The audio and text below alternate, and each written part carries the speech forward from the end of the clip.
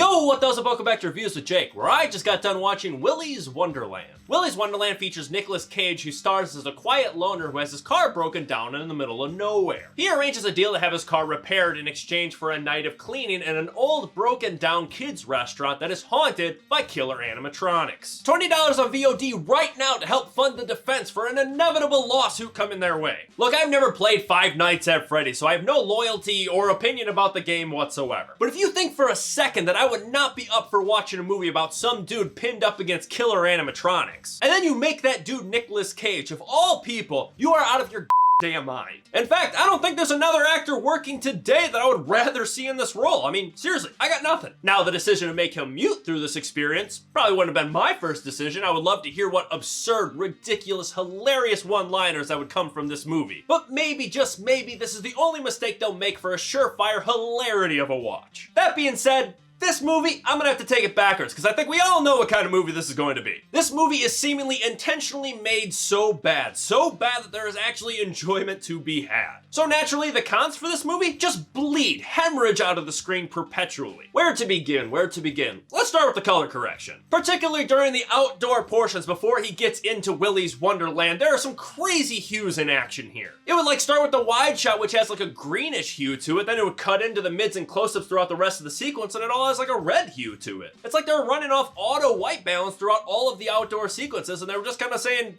it, let's run with it. Now, the indoor portions were a little less glaring, but it's impossible to tell if it was actually right because none of the lighting inside of this place is supposed to be right. It has just such crazy saturation and contrast in that it's impossible to tell if everything is properly corrected. Speaking of things that are impossible to decipher, this movie had way too many shaky cam sequences. For some reason, they were particularly fond of close-up shaky shots, a lot of them, which I'm sure made all kinds of people hurl from motion sickness. No white card, no sticks. I mean, damn, where'd they get this DP? Craigslist? Don't worry, the editor's not getting away with anything either, because the sound design in this movie was weak as hell. We are watching Nicolas freaking Cage fight, brawl against killer animatronics. I want to hear that shit. I want to hear every impact and punch land. I want it to fill my ears. But not only do I feel like the levels were way too low for the sound effects in comparison to the soundtrack during these sequences, but I also feel like they were using the same stock sound effects, alternating the same two, copy and pasting them every other impact. There was no variance to it. It felt very limited. They just did a bad job of bringing these audible environments to life. Another thing they didn't bring to life were the characters. Just absolute dog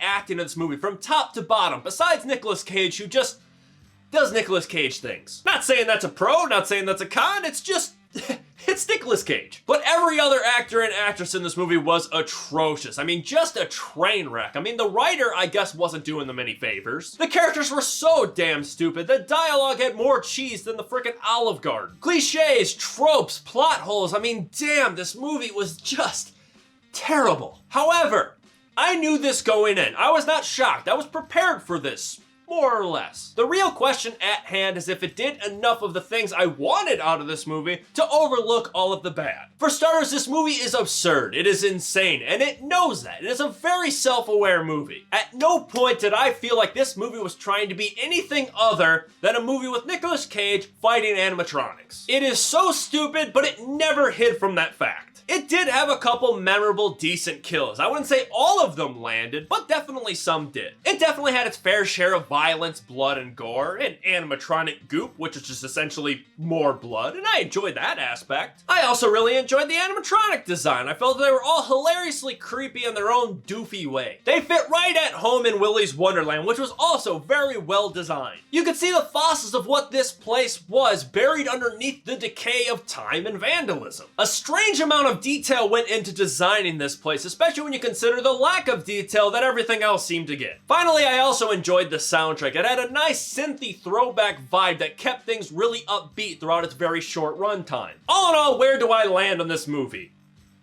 It's a good question. I don't think that this movie was too far off from where I wanted it to be. I mean, when shit is popping off in this movie, I was smirking pretty consistently. I would occasionally let out a chuckle, but I don't think I ever actually laughed. I don't think I ever let out an audible What? Never blown away by the ridiculousness that I was expecting from a movie, this absurd concept. I mean, it just never took that next level I was hoping it would go. Very rarely were the kills creative. I thought they were all very generic, very bloody, don't get me wrong, but I never felt like there was one that was like exclusive to this movie, something I've never seen before. Now, could I see how some people might feel differently? Maybe it does hit that next level of hilarity for them? Totally. I could definitely see this being a movie you sit down with your buddies and crack open a couple beers. Now, I definitely think you need a pregame because I think you need to be nice and loose from start to finish. Being tipsy is almost a requirement for this movie. In fact, I was sitting down with a whiskey when I watched it myself. Problem was, the movie was too damn short for it to really kick in time. But at the end of the day, I can't in good conscience give this movie a great grade when it is almost a requirement that you are blitzed while watching it. I'm going to give Willy's Wonderland a C-. Not